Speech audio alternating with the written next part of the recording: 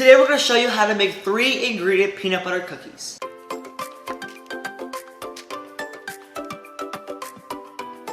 Alright, to start off we have a half cup of peanut butter. This is smooth peanut butter and we're going to add it to our bowl.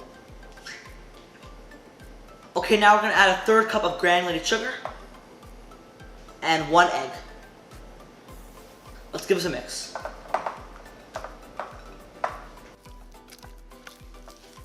Okay, we have a pan lined with parchment paper and we're going to scoop our peanut butter batter into the pan.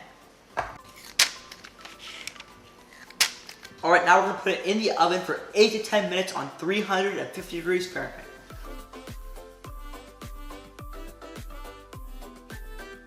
Alright, that is it for us today. Thank you so much for watching. This is the last time we're saying this, but tune in tomorrow at 12 p.m. Pacific time, the last video in our 30-day posting challenge. If you enjoyed learning how to make peanut butter cookies, consider giving us a thumbs up down below. That's it for now, so click over here for our last video, click down there for our 30-day posting challenge, and if you like, you can subscribe right here, and we will see you in our next video. Have a great day. Bye.